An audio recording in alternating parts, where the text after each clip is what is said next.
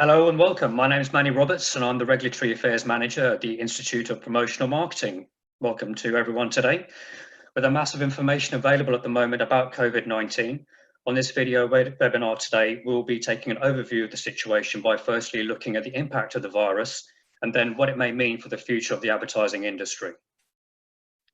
I'm very pleased to be joined by Shahriar Coupal, Director of the Committees at CAP and BCAP, Phil Smith, ISBA Director General, and Sue Eustace, Director of Public Affairs at the Advertising Association, and welcome to you all. I'd like to encourage everyone watching to send in your questions for the panel at any time, and we'll discuss as many as we can. So I'd like to start by focusing on where the advertising sector stands today. The word unprecedented has obviously been used countless times over the last 3 months, but perfectly describes a global pandemic that has seriously affected the UK. Please can I ask the panel, what's been the impact on the industry from your organisation's perspective? Sue, would you like to open, please? Hello, everybody. Just to set some context, Manny, the Advertising Association is the kind of umbrella body for the industry, as opposed to the regulator, which is Shahriar's role. And our members include ISBA, the agencies and the media, as well as marketing services groups like market research and the DMA. The industry has, of course, been hit hugely, as many industries have. And from where we sit, obviously there's lots of different effects because, for example, cinema's been shut down. Outdoor has had a catastrophic fall of revenues because of lack of footfall, although that's now picking up. And broadcasters and publishers have also been deeply affected. We published walk data back in at the end of April, and our revised forecast is for ad spend to reduce by 16.7% in comparison with 2019. It's not expected to return to growth in 2021. Sorry, it's expected to return to growth in 2021 with a rise of 13.6%, but absolute levels of investment are not expected to surpass the 2019 level.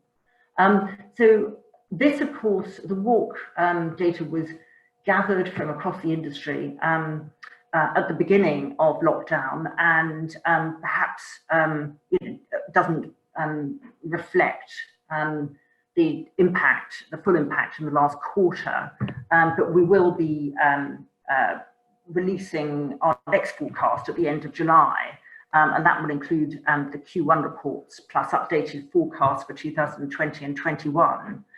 There have also been some other industry reports, including one from the Creative Industries Federation released last week, basically saying that over 400,000 creative jobs will be lost across the creative industries. Obviously, that includes theatre and other parts of the creative industries which are deeply affected by shutdown. But obviously, as advertising is part of the creative industries, but also a significant funder of the creative industries, all these types of impacts are extremely worrying. Manny, do you want me to stop there? Because basically, at some stage, I'd like to tell the group about what we've been doing to mitigate the issues. But I'll stop there, I think. That's perfect timing. Thank you very much, Sue. Shahriar, over to you. What's your view of the current situation? Thanks, Manny, and thanks for inviting me onto the webinar. I appreciate it. So I'm going to be speaking from the perspective of the ASA, which is the UK's advertising regulator. As I'm sure that attendees know, we set and police standards to ensure that advertising doesn't mislead, harm or seriously offend its audience. And our remit extends across all media, including websites and social media platforms. We've been around for nearly 60 years, and today we're a blend of self and co-regulation. Statutory bodies like Ofcom, trading standards, the FCA and the Gambling Commission entrust the ASA to do the day-to-day advertising regulation for products that fall underneath their powers, and they agree to act as our backstop to tackle the most serious breaches.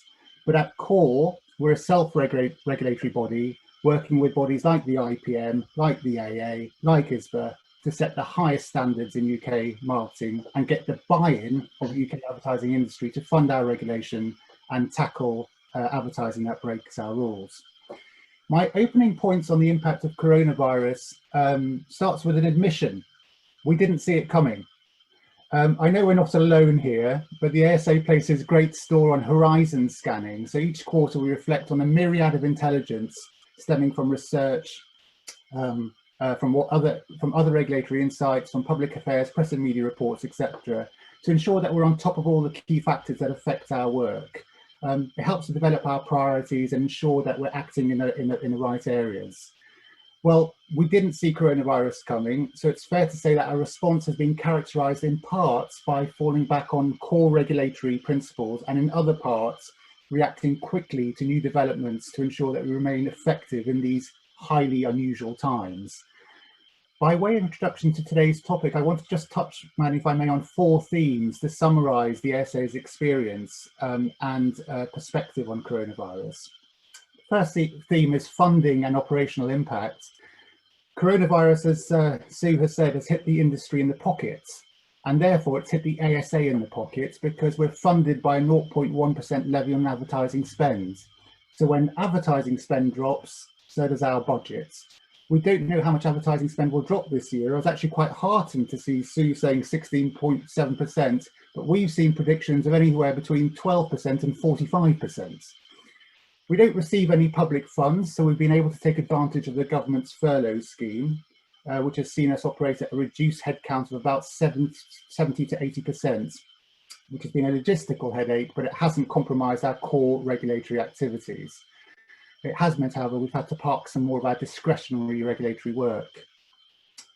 As with many other organisations, our transition to home working has been successful, not just on our day-to-day work, but also in our delivery of advice and training. Our webinars have been received incredibly well, not just by London's ad land, which we tend to engage with more often, but pleasingly also by marketers in the nations and regions as well. And that, I think, is a really, we're all looking for kind of silver linings to coronavirus. That's one, I think, the fact that we can engage more purposely with people outside of our immediate milieu. So whilst our home working has been successful, we are now planning to reopen our London office in September, but I think we're going to be largely remaining an online operation for the rest of this year. In terms of our regulatory approach, you'll know that the Chancellor called for regulatory forbearance to support the industries most affected by coronavirus, and we responded immediately to that. So we stated that we'd apply a lightness of touch in some areas of our work, and in other areas, an uncompromising stance on those who sought to use advertising to exploit circumstances for their own gain. In this case, it means acting quickly and robustly against ads that exploit people's health-related anxieties or the difficult financial circumstances that people may be facing. We said we'd refuse to tolerate ads that grossly undermine public health advice or that seriously misjudge the public's sensitivities. On the other hand, we also recognise the existential threat posed by the coronavirus to many businesses, especially SMEs, and to our media as well. This requires us to know when to reduce to a minimum our regulatory interventions, and when perhaps to prefer an advisory approach as opposed to a more investigatory one. Thirdly, I just want to just quickly touch on complaint themes, if I may, Manny. Since March, we've received over 1,000 complaints about 950 ads that directly or indirectly connect to coronavirus. As usual, the large majority of the complaints didn't raise any issue of substance under the advertising codes. Those that did raise a potential breach of the rules were generally handled through light touch means, meeting our regulatory forbearance approach. This means that we issued advice notices to support advertisers' future compliance with UK advertising codes, and that we made ourselves available for any follow-up advice. However, in 5% of cases, so 44 cases in total, we initiated investigations where there are strong grounds to believe that the marketer was exploiting people's health-related anxieties that people are now facing. As you might expect, we've seen bogus product claims relating to resisting infection, increasing immunity, guaranteeing detection, and boosting recovery. Those claims relate to a wide variety of products, as far-ranging as cleaning products, homeopathy and CBD, human and animal face masks, vitamin shots, sunbeds, antibody testing kits, and most of those cases relate to claims made on the marketer's own websites. We've also received complaints related to portrayals of people in ads, and this is important because I know we're all going through transition here. So the kind of complaints I've told you about is what we released at the start, but what we're starting to see now is a little bit more concern about brands aligning themselves with key workers and the NHS in ways that complainants find either distasteful or misleading, i.e. implying some kind of endorsement from the NHS. I have to say, we don't see those as problems under the code, but I just wanted to make marketers aware of some of the feedback we're receiving. And finally, if I may, and I just wanted to talk a little bit about innovation and partnership. Of the 950 ads that were brought to our attention, 350 came through our new quick reporting tool. It's an innovative means for the public to signal their concerns about advertising without expecting to receive a reply, triggering an investigation, or using up valuable regulatory resources. We use that intelligence to spot patterns and concerns to help us identify issues that are causing the most detriment to the public. We also use the quick reporting tool to support our new scam ad alert system, where we encourage members of the public to bring to our attention paid for scam ads that they've seen on social media platforms, news media sites, or elsewhere online. To date, the ads tend to relate to bogus and often illegal financial products which seek to defraud people. And through the scam ad alert, we partner with the likes of Google and Facebook and other large advertising networks to ensure that we're sharing intelligence about these scam ads across platforms and taking those down within 48 hours. We not only partner with industry players, but also we partner with regulators to protect the public. And following an ASA ruling against a provider of intravenous vitamin shots, which claim to boost immunity against coronavirus, we work with the Medicines and Healthcare Regulator, the MHRA, to send an enforcement notice across the industry where such claims are rife. We're now making use of character recognition technology to automatically identify those providers that are continuing to make those claims, with a view to taking joint enforcement action with the MHRA. And I'm going to stop there, Manny, and let Phil say something.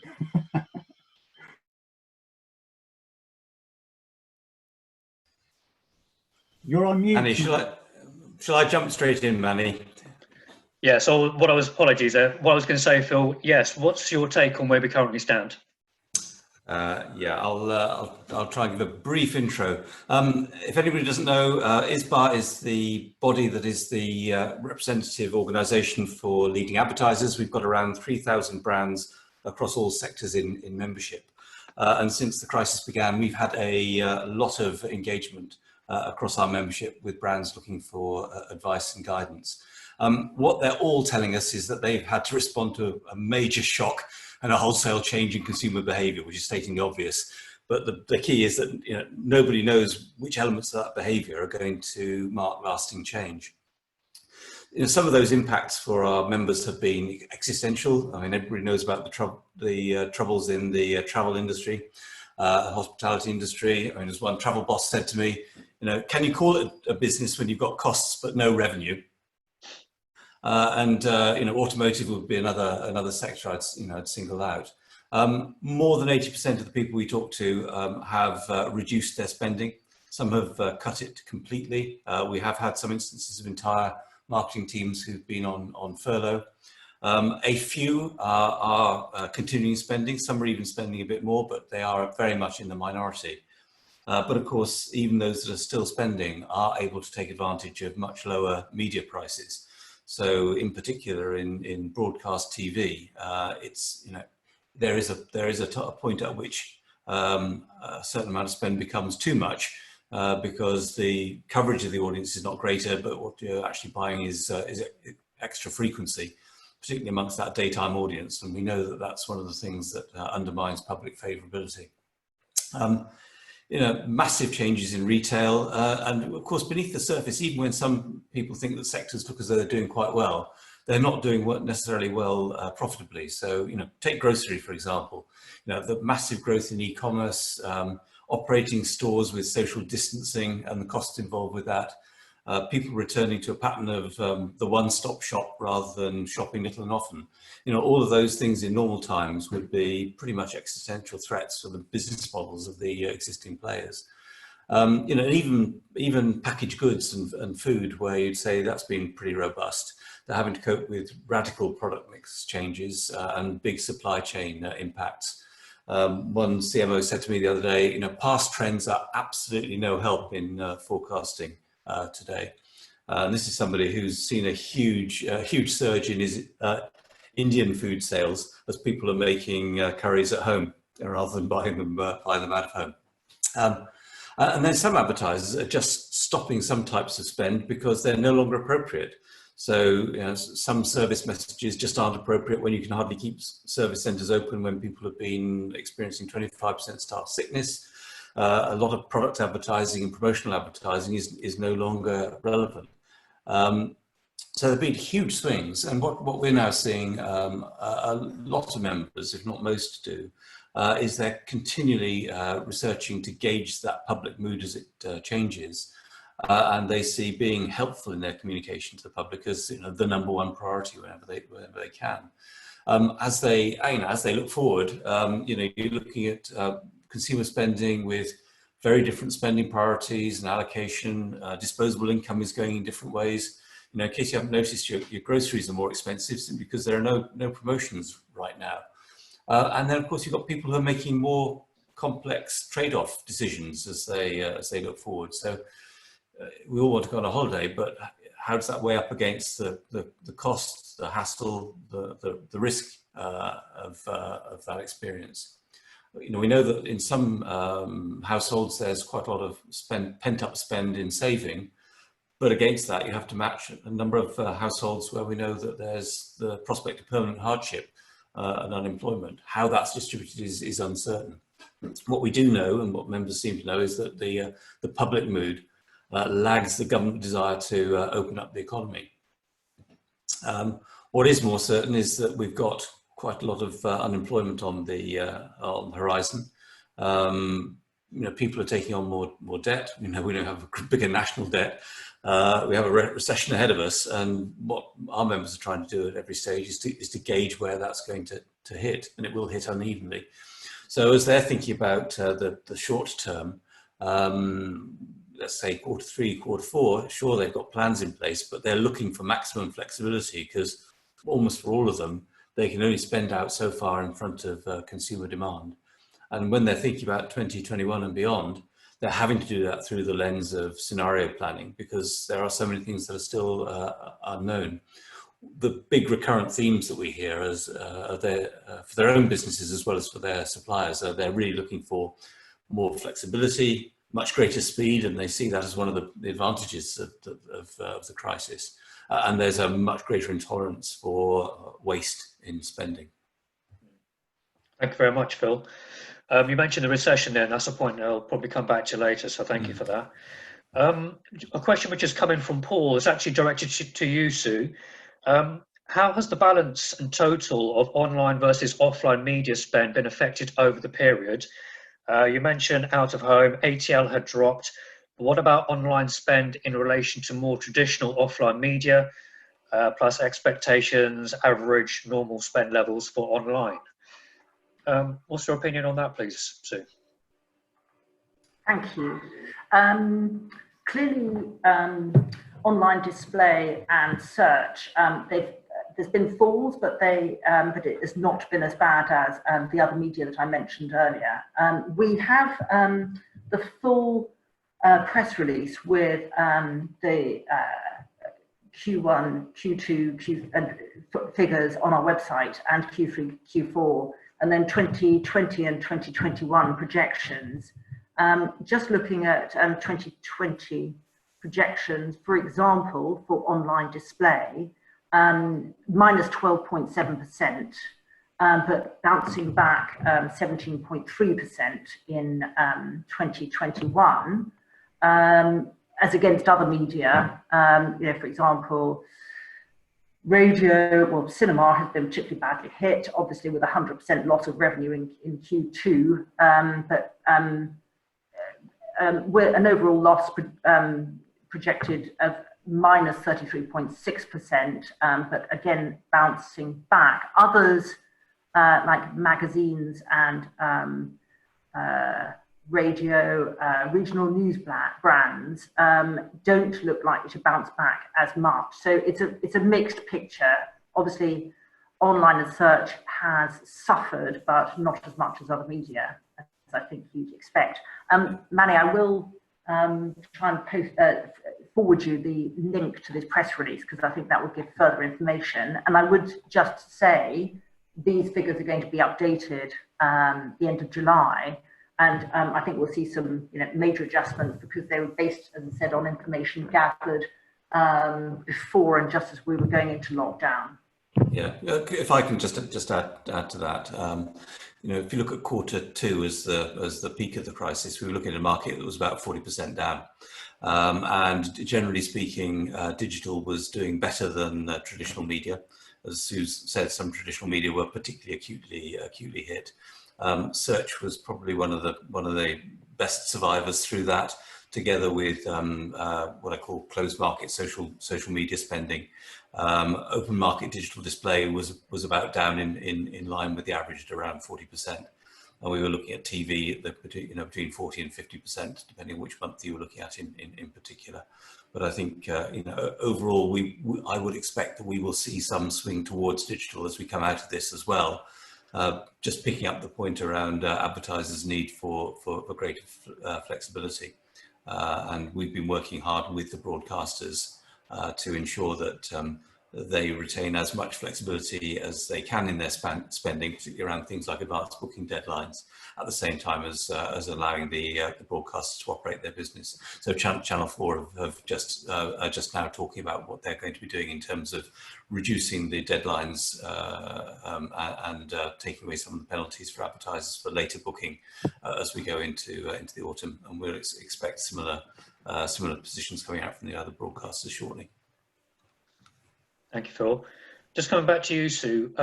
So what's been done to convey the advertising industry's concerns to the government and policymakers? Since the beginning of lockdown, we've been holding fortnightly meetings with civil servants from across four different government departments. So DCMS, which is very important because they champion advertising, but also the media, which is in our membership, and also the Department for Business, which has played a very key role, the Cabinet Office and the Department for International Trade. So civil servants from those four departments have been joining our calls with members, which are kind of open calls for any member that wants to join. And we've been, well, throughout lockdown, we were using that it provided a forum for different members to talk directly to government departments about their concerns. And we were seeing a very fast pace of questions and answers, two-way flow of information. We provided a kind of convening force for many consultations from which we were asked to respond to in one day. This is unprecedented, but shows the very the fast pace that was going on in government to try and respond to the crisis. So there were many different things we were discussing with members and talking about on these meetings, from issues around business rates, which a lot of members had in terms of offices, but also outdoor had a particular issue, to the status of the self-employed, to credit insurance, which is very important for the agencies and advertisers as part of the ecology of buying media inventory. Lots of different issues. We saw through government announcements, as you know, happening every day, a lot of these things were addressed, but these meetings provided a forum to say, that announcement was great, but it hasn't dealt with this. And that was a really helpful way to showcase, because government was adjusting its responses throughout this period. What we've found now is government departments have started to shift to look at recovery measures. So we've used these calls again to kind of build up a picture of issues that the industry is dealing with. The trust issue, which Phil chairs, which is really important, addressing consumer concerns about public trust in advertising. We talked about Global Britain, because we're working with Department for International Trade on a partnership global trade strategy to win inward investment for the UK, and that's really taken off. We've talked about climate change and the fact that the industry is engaging very much with those issues, and we've got a number of work streams at the moment which the members are all contributing to. We're looking at publishing a report in October, which will be probably the first of its kind, and it will seek to measure how agencies are doing on climate, on their green credentials. So there's work being done to develop that measure and discuss that at the moment. And obviously, it's also a route to showcase. And we started that before going into lockdown, but it's continued at the request of lots of people in the industry who find it very important. So we've also got a really important work strand with ISBA and the IPA on inclusion and diversity. And we've collectively launched a new inclusion hub, which is on our website. The others link to it, but we've got a working group with ISBA and the IPA doing a lot of work in that area. And that's all about kind of building back better as we come out of this crisis. We're also responding to, what we see is the Department for Business is engaging on economic recovery measures.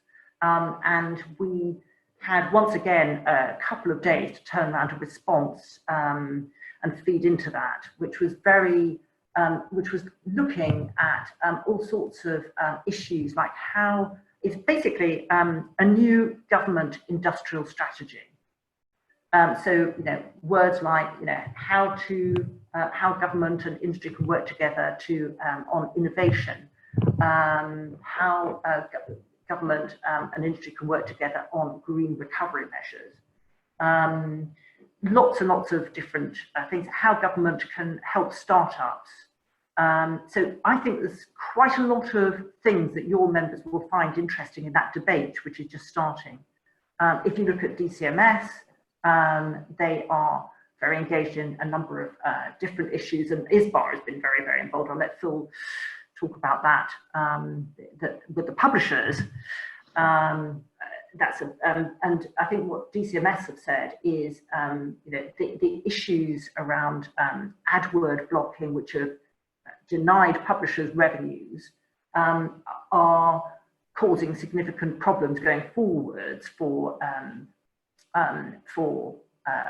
publisher revenues and the future of journalism. So there's a number of different strands there.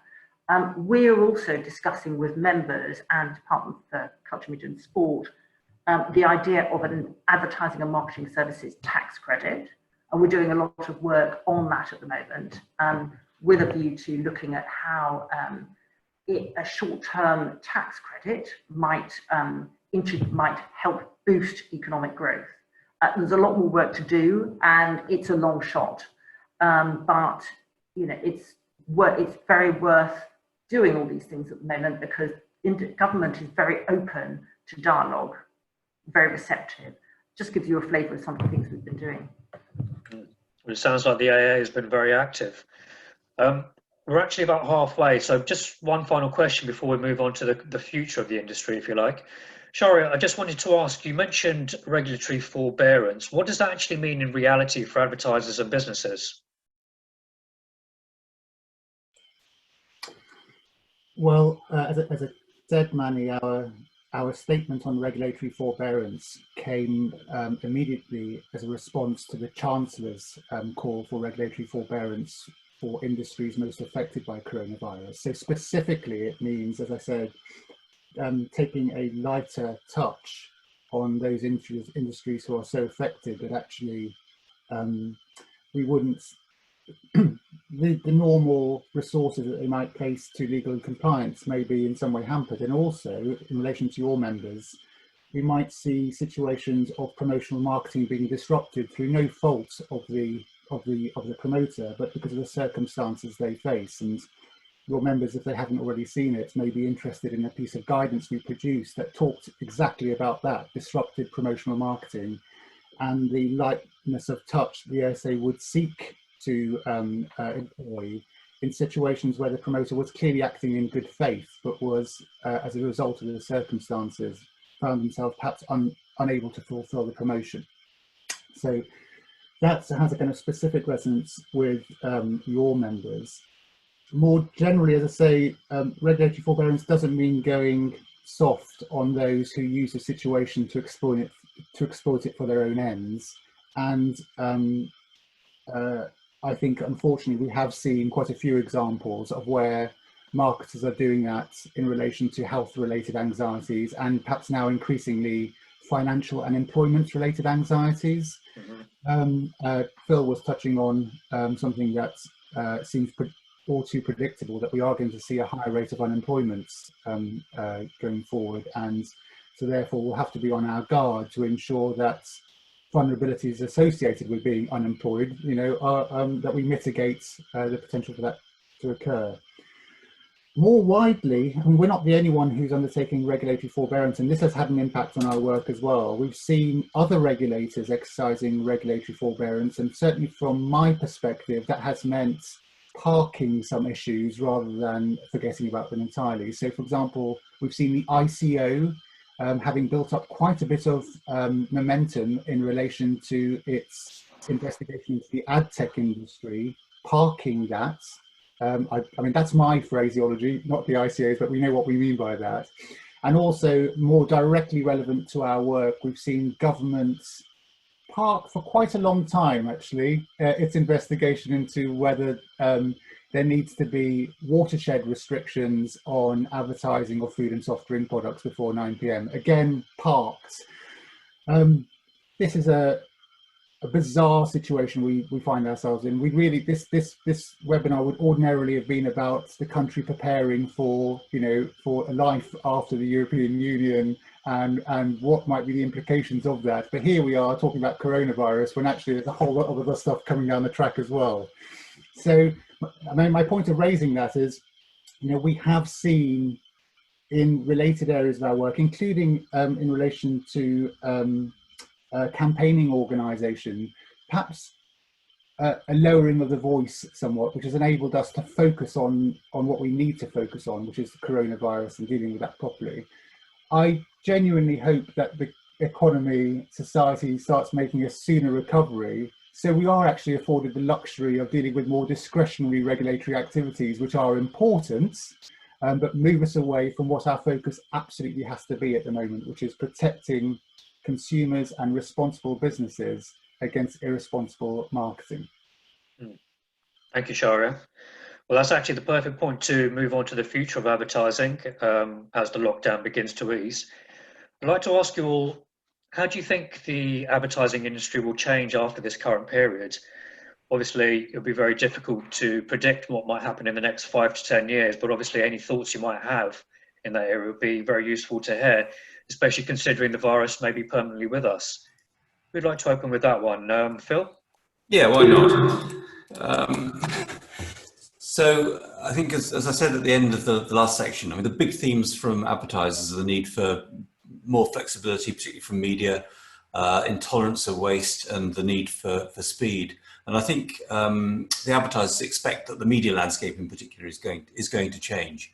The last few months have accelerated a number of changes that have been coming on us for some time, and it's exposed a few really gaping vulnerabilities that were lying beneath those ebbing waters.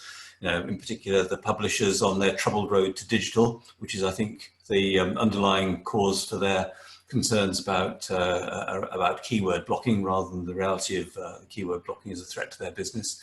And the broadcasters too, because while they've been enjoying large audiences, it's been particularly older audiences watching daytime and news. And beneath the surface, the young are continuing to migrate, if not even faster, towards streaming services. So I think there will be some big changes in the way in which the media landscape shapes up. I think the advertisers want to play a particularly strong part in helping to reshape that constructively, because they see much of that ecosystem as valuable to them. And I think the other arena in which you'll see a major thrust, and one that we've already been pushing quite hard, is around transparency and accountability. It underpins that intolerance of waste, but when it comes to independent, accountable measurement of media in a joined up way, when it comes to the lack of accountability of the digital supply chain, these are things that have to change, and for which advertisers will be pushing very hard for regulatory intervention if they don't see the changes coming about voluntarily from the industry. So we've done a lot of work in that area. Some of it has been really constructive and collaborative. In some cases, we've had great support from the newer players and the platforms, and have had to work hard to bring these established players along the path. In other areas, there is more to do, and that threat of regulatory action probably is one that needs to be hanging there quite visibly, as a sword. So the work we've done on the programmatic supply chain, which demonstrated the 51p in the pound getting to the publishers, but 15p in the advertisers' pound being unaccounted for between the supply side platform and the demand side platform. Those are things that cannot be allowed to continue to happen in a well-ordered market. And that's not to say that there's wrongdoing, but it's just been allowed to evolve in a very, very messy and disconnected way. I think that the pattern of revenues for advertisers is going to continue to be very uncertain for some time to come. And what we do know is that recovery is going to be variable and patchy, and there'll be holes. And I think people have talked about scar tissue in the economy as it regrows. People have talked about the phrase the 90% economy. That feels about right. I think there'll be lots of businesses that aren't necessarily in the eye of the storm, but sit at the edge of the eye of the storm, and whose top line is still going to be 80% or 90% of what it was going in. That's going to have an impact. And I think there'll be whole sectors which are going to be really slow to recover. The service sector in particular. We were talking before the call started about the way in which central London will be a different place because of the balance between home working and office working.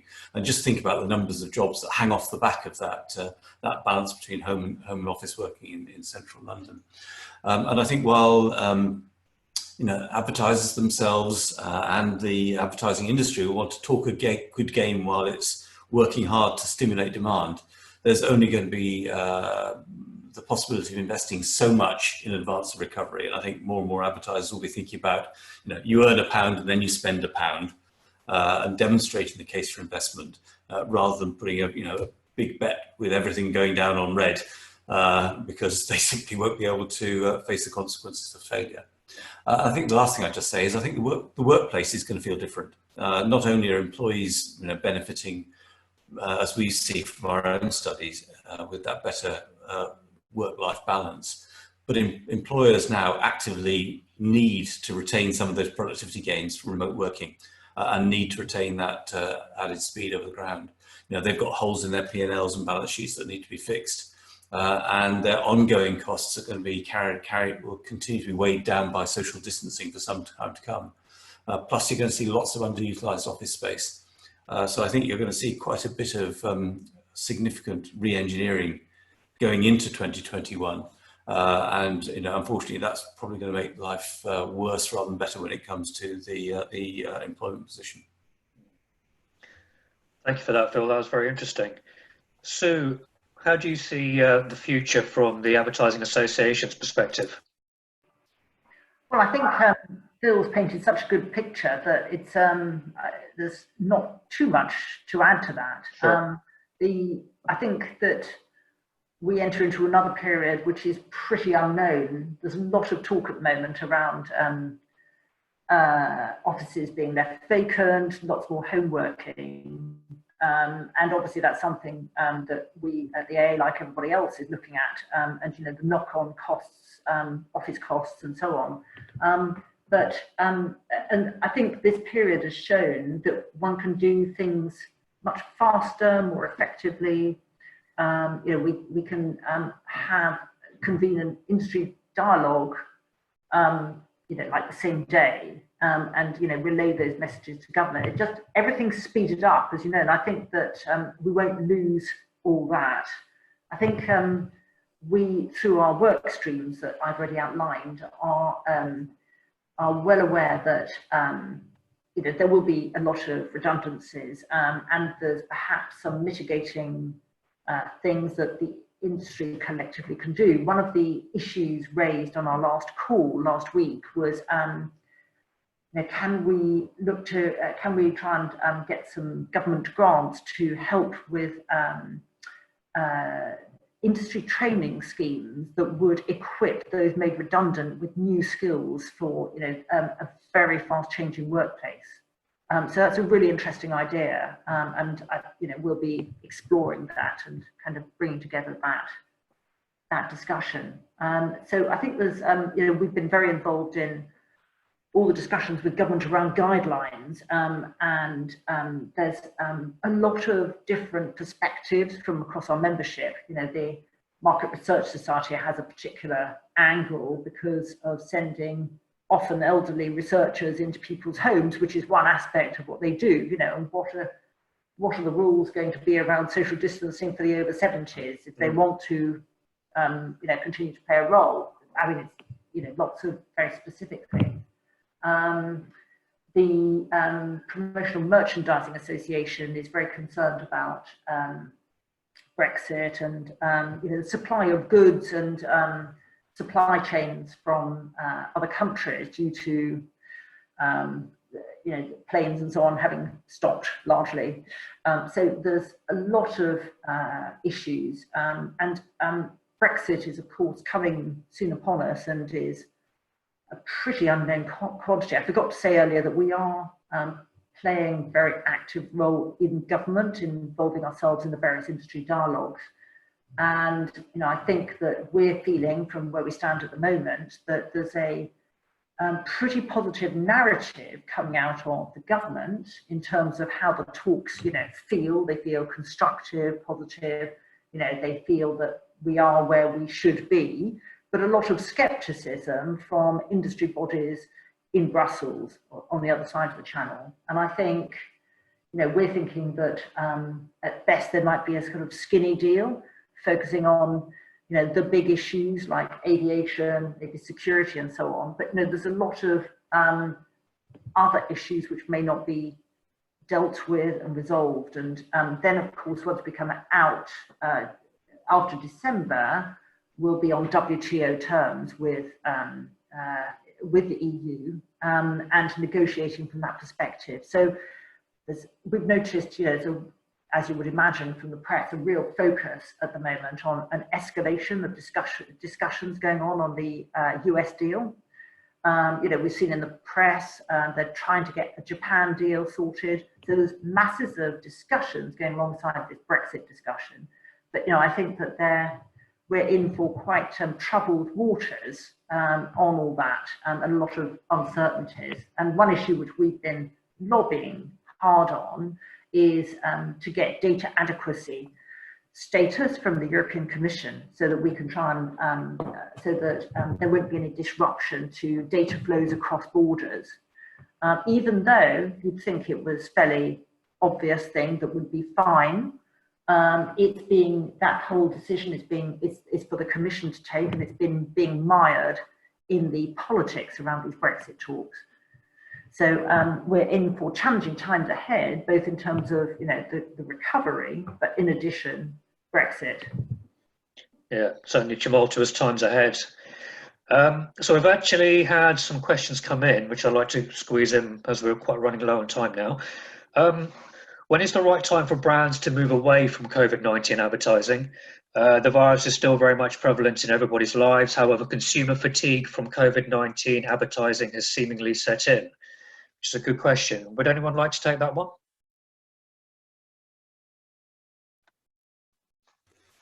Well, I'll jump in just to say I think there's no one size fits all answer, and as we were saying at the beginning, you know, a lot of our members are doing a lot more research than they were doing before on a much more frequent basis to understand where the public mood is. I think the one thing everybody's saying to us is that public concerns are still pretty high, and higher than you know, the government might want them to be. You know, and there will be some product categories and sectors which are going to need to be thinking about COVID-19 messaging within their advertising in some way or other for longer than others.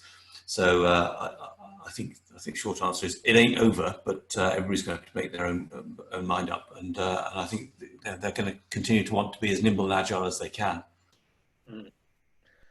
Sorry, just for linking on from that.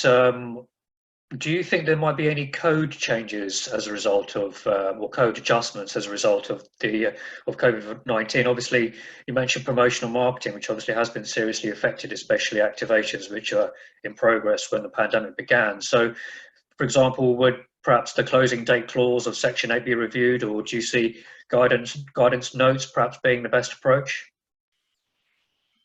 Manny did a very nice trick there. He went from the general to the very specific. Lost me completely.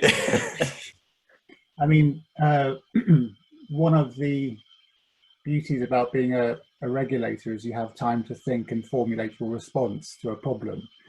And it's probably not a good idea for anyone to respond immediately to situations that might have permanent consequences without being absolutely sure about any change. So one thing I can commit to is any kind of review of patterns of problems that emerge from this that suggest that either our code is inadequate, or perhaps more likely, Manny, that our response to the problem has been inadequate. I've tried to emphasize that the ASA is on a journey here. We've gone from being a regulator that places a lot of its currency in the complaints it receives to a regulator that places a lot of currency into the overall sum of intelligence it receives, with a view to taking thematic responses to problems, rather than the case-by-case complaints and investigations that can be so burdensome on everyone, frankly, and I'm not sure advances us as much as all of us would like to be. So no, I don't at the moment see any obvious changes to the codes. The codes, and I make this point because the codes are now over 60 years old, and they have enduring principles in them. And those principles are: don't mislead, don't harm, and don't offend your audience. Those principles have survived lots and lots of different situations in our history. I'm quite sure they'll survive this particular situation. It might mean, however, we need to adapt in how we apply the code, but I don't think those principles are in any way in jeopardy. Thank you, Shahriar. Just another question which has come in. As a result of COVID, brands have to be careful about treading the line between advertising their service but not being seen to be profiteering from the current situation. Results have shown that brands that demonstrate a social purpose with their advertising perform better than those that don't actively demonstrate this. Do you think will this perceived benefit be here to last, or do you think the advertising world will revert to type in time? Sue, would you like to have a go at that one, please? Hi, I was just thinking that it's that's a very apposite question for Phil, actually, but yes, we'll come. I'm happy to jump in. Yeah, you jump in. Please, yeah. Jump in, because there's so much time. Okay, thank you. Well, look, the advertising with purpose has been with us for some time, and on the rise. I think we've also seen that the public has been getting much more sensitized to what is real and what is matched by actions, as opposed to that which is just words. And I think the experience we've seen so far in the crisis would suggest that sensitivity is going to be even more acute. And there have been some people who've been caught out with particularly inept ways in which they have sought to match their brand to purpose linked to the current crisis. And I think we will come out of the back end of this with a public that's even better at sniffing out the frauds from those that are, that match their actions to their words. Thank you, Phil. That was quite quick. We got through that one quite quickly. Thank you. That gives time for another quick one. Sue, what can the government do to continue supporting the industry, do you think, now that we're in this current position? Do you think, and also I'd like to know what sort of form do you think that support might take? I think a lot of that is up to us to kind of showcase the wider industry's needs and concerns alongside every other sector and industry that is doing that. I mean, obviously there's going to be a lot of demands on the public purse, and Treasury is going to be lobbied by everybody. And then there's going to be, subsequent to that, masses of concerns about the amount of debt the UK is racking up. We see all that. So obviously, we, subject to further work, want to try and pursue the tax credit idea, partly because obviously that helps showcase how advertising can drive economic growth, and partly because it may be part of a wider series of measures that might help kickstart investment in advertising with the effect on consumer demand. I mean, what we know that the UK economy is extremely affected by consumer spending, and we know that consumer spending is at a low ebb, and despite the government trying to give us all confidence, there's that real concern. So it's a bit difficult to tell how that's going to play out at the moment. I think we'll be seeking a range of measures to play into, we'll be canvassing members' views on the various avenues the government is looking at the moment in this economic recovery roundtable, and things like levelling up across the UK, ensuring as we come out of Brexit that we're truly global Britain, open for business, and we project that consumer confidence, thus attracting inward investment. All these things are going to be very important. And there'll be lots of smaller issues that different sectors are conveying, whether you're a startup, a small business, or a much larger business, as in ISBA's members. So in short, it's we've got a kind of strategy and a course we're pursuing, but we're I think it's an evolving discussion, a very fast evolving discussion, as industry sectors focus on what they need, what's not working for them, how to inject that growth. And it's really interesting to hear Phil's comments as well about what the advertisers are looking for. So we're going to be clearly in various sectors, agencies are going to face more scrutiny, more demands for transparency from business over the next year, probably 6 months, year. That's a bit of a rambling answer, but it's partly, we've got a strategy, and then it's what else is going to be really important that we develop to play into that government set of priorities. It's a very fast-moving situation. Well, you touched upon the bigger brands there. Obviously, SMEs have been hard hit as well. The financial impacts have been quite severe for them. Yes. So obviously, how they prepare for the future is obviously going to be quite a complicated issue. Exactly. Yeah, I think. And I think major advertisers too are very much concerned about the reputational impact of taking government support when I won't say they don't necessarily need it, but when there are people who can make a better cause for it. We've seen some corporates in the spotlight as a result. but certainly a number of our members, when it comes to the question of subsidies and the support that might come out of the industry over and above what's been given, including the furlough scheme, have said that they've had to think very carefully before taking that government money. Thank you very much. Well, that's actually the perfect point to finish, I think. We're coming up to 1 o'clock now. Just like to thank the panel for joining me today. Very, very much appreciated. I'd like to thank everyone for listening in and watching in. And if you do have any follow-on questions, just please email legal@theipm.org.uk. So thank you very much. Take care, everyone. Bye-bye.